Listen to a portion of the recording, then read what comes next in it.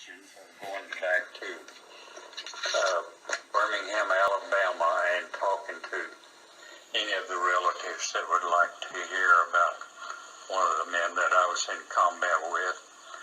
His name was Grover Dees, and Grover Dees and I worked together quite a lot.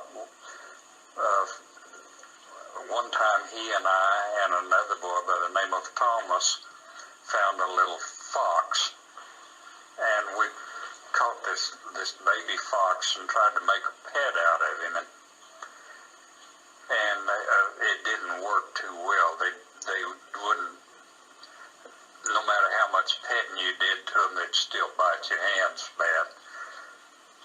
Anyway, that little fox ended up with our first sergeant and became the mascot for our company. He was a fox, and our company was the F Company, and we called it Fox Company. And he was the one that was with Lieutenant. We were hit by a tank coming in from our right flank and infantry from our left flank, and the lieutenant got him in a bazooka and was going to shoot at this tank when he got up there to where we were. And they got behind a tree, and he took a shot at the tank, and he hit it, but the shell just ricocheted off. It didn't penetrate the tank. Did no damage to it, and the tank did quite a bit of damage to us.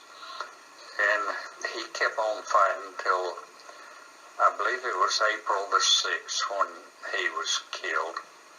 At Buchhof in the apple orchard, I was trying to keep the front down with my bar.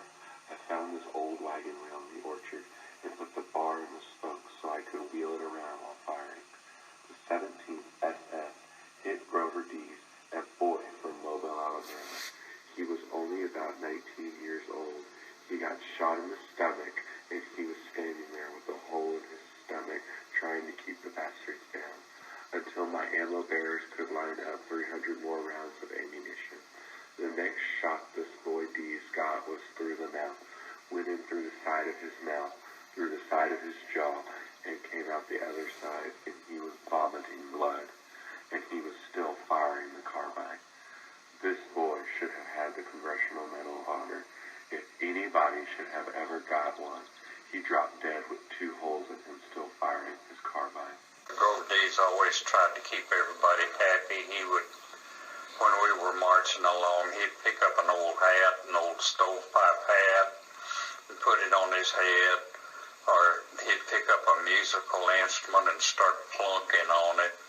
He didn't know any music, but he just did it as and tried to sing along with it. And anyway, it was quite a show, and it would get your mind off of what you were going through and give you a little break from yourself. And he was very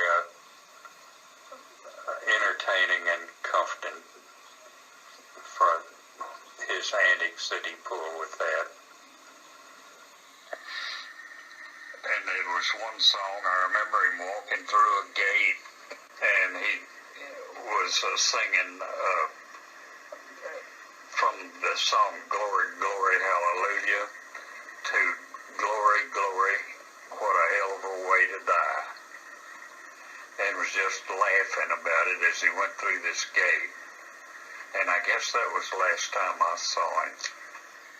I was wanting to find his relatives and tell them what I knew about the way he died and what a nice person he was. But I never got around to going, and it's too late now.